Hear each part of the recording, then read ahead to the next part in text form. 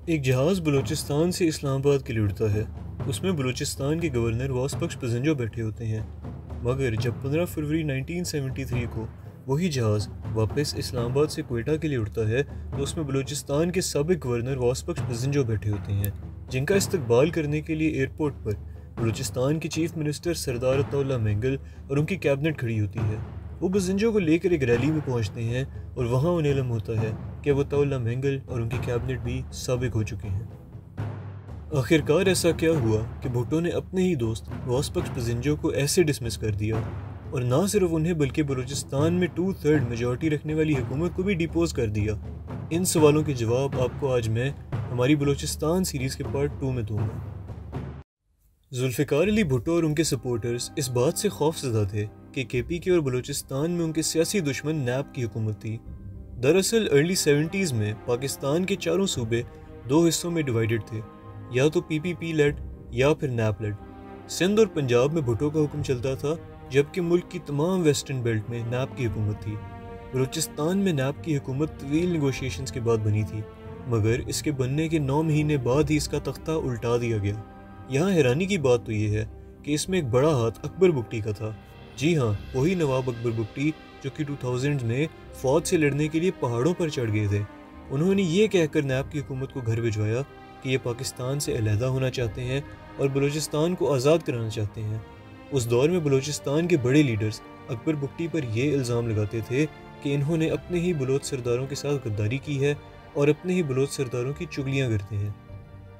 بھٹو نے بلوچستان کی حکومت تو گرا دی اور کئی بلوچ لیڈرز کو اگلے کئی سال جیلوں میں بند بھی رکھا، مگر انہیں اس وقت اس بات کا اندازہ نہیں تھا کہ یہی قدم کئی سال بعد ان کی حکومت اور انہیں دونوں کو ہی کھا جائیں گے۔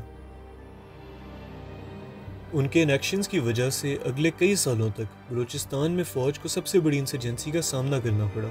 یہ کہنا غلط نہ ہوگا کہ 70s کی انسرجنسی بلوچستان کی آج تک کی تاریخ کی سب سے بڑی تھی۔ نیب، جس کا گراؤنڈ لیول پر پولیٹیکل سٹرکچر بہت مضبوط تھا اور جس کو سٹوڈنٹس بھی بڑی تعداد میں سپورٹ کرتے تھے، اس کے لیڈرز کے گرفتار ہونے کے نتیجے میں پورے ملک میں پروٹیسٹ شروع ہو گئے اور اگلے کئی سال تک چلتے رہے۔ اس کے باوجود کہ ہزاروں ورکرز ٹارچر تک کیے گئے، یہ موومنٹ نہ صرف چلتی رہی بلکہ بڑھتی گئی اور اس نے PNA کی صورت اختیار کر لی۔ بھٹو کی ڈکٹیٹر لائک اور آٹوکریٹک پرسنالٹی انسپائرنگ تو تھی، مگر اس دور کے بہت لوگ اس سے تنگ آ چکے تھے۔ آخرکار فوج نے اس موقع کا فائدہ اٹھایا اور جنرل ضیاء الحق نے مارشل لا امپوز کر دیا اور یہ تاریخی وعدہ کیا کہ میں 90 دن میں الیکشن کرا کے دکھاؤں گا، مگر 90 کے بعد 91 دن کبھی نہ آیا۔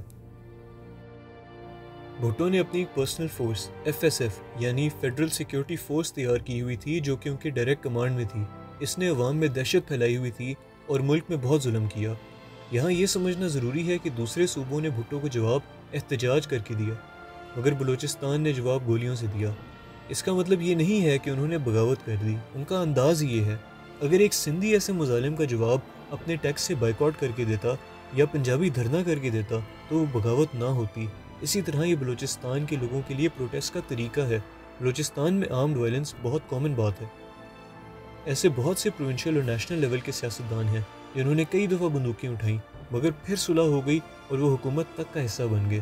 قبائلی لوگوں کا اور سرداروں کا پہاڑوں پر جانا اور بندوقیں اٹھانا ڈائریکٹ بغاوت نہیں ہے، مگر انٹرنیشنل میڈیا اسے بلوچ قوم کی لڑائی بنا کر پیش کرتا ہے اور وقتی طور پر پاکستان پر پریشر ڈالنے کے لیے یہ سردار بھی اس میں حامی بھر لیتے ہیں۔ بلوچستان کے کیس میں ایک منفرد چیز یہ نظر آتی ہے کہ جب وفاقی لیول پر بلوچستان کے معاملات میں انٹرفیرنس نہیں کی جاتی تو سردار بہت سکون سے رہتے ہیں، جیسا کہ بھٹو دور سے پہلے دیکھا جا سکتا ہے۔ مگر جیسے ہی بھٹو نے بلوچ لیڈرشپ کے لیے مسائل پیدا کیے تو ان کے اس قدم نے ڈائریکٹلی انسرجنسی شروع کرا دی۔ پھر جیسے ہی جنرل ضیاء آئے اور انہوں نے جنرل ایمنسٹی دی تو بلوچستان میں تقریباً اگلے 30 سالوں تک کوئی مسئلہ پیش نہ آیا۔ لیٹ 70s، 80s اور 90s میں جب سرداروں کو ایک کے بعد ایک حکومت کا موقع ملا تو وہ حب الوطن پاکستانی ہو گئے، مگر جیسے ہی جنرل مشرف نے پھر سے مسائل پیدا کیے تو انہی اکبر بگٹی، جنہوں نے کئی سال بلوچستان کے سرداروں کے راز بھٹو کو بتائے اور ان کو جیلوں میں ڈلوایا، جو وفاقی وزیر داخلہ اور دفاع رہ چکے تھے اور جو اس کے اوپر گورنر بلوچستان بھی رہ چکے تھے، انہوں نے بندوقیں اٹھا لیں۔ مگر یہاں پر پھر وہی بات آتی ہے کہ انہوں نے بندوقیں اٹھائیں، بغاوت نہیں کی۔ یہ چھپی ہوئی بات نہیں ہے کہ بگٹی صاحب نے کبھی آزادی کی بات نہیں کی تھی۔ ان کے اپنے پوتے شاہ زین بگٹی نے بھی اس بات کو پبلکلی سیکنڈ کیا ہے کہ بگٹی صاحب نے کبھی یہ نہیں کہا تھا کہ ہم پاکستان سے علیحدہ ہونا چاہتے ہیں۔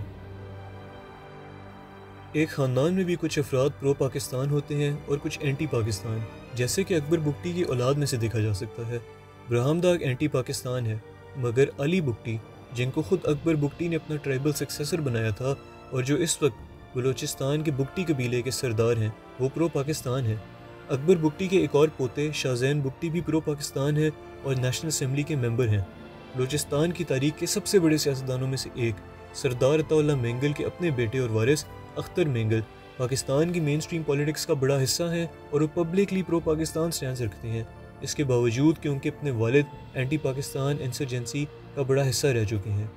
یہاں تک کہ اس سارے مسئلے کی جڑ کلات، اس کے نواب تو ایگزائل میں ہیں، مگر ان کے ایک لوتے بیٹے اور کلات کے مستقبل کے نواب پرنس محمد پبلکلی پاکستان کی سپورٹ کرتے ہیں اور اپنے والد کو بھی واپس پاکستان آنے کا کہہ چکے ہیں۔ اور اب میں آپ کو وہ حقیقت بتانے لگا ہوں جو کہ سب سے زیادہ حیران کن ہے۔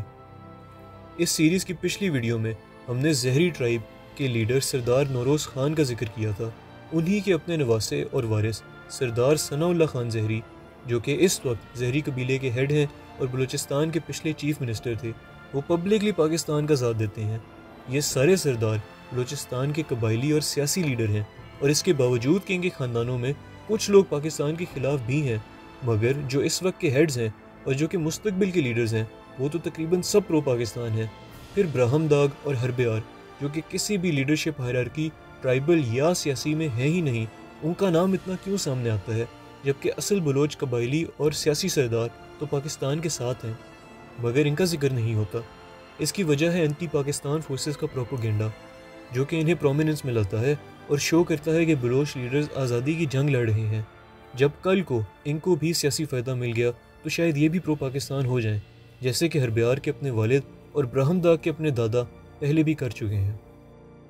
برہم داغ نے اپنے سیاسی فائدہ نکلوانے کے لیے اپنے ہی دادا کی وصیت کے خلاف جا کر حکومت پاکستان سے یہ کہا تھا کہ اگر آپ علی بگٹی کو قبائلی سردار نہ بنائیں تو میں نیگوشیشنز کے لیے تیار ہوں اور ریکونسیلیشن بھی کر سکتا ہوں، مگر اس کی پہلی شرط یہ ہے کہ علی بگٹی کو سردار نہ بنایا جائے۔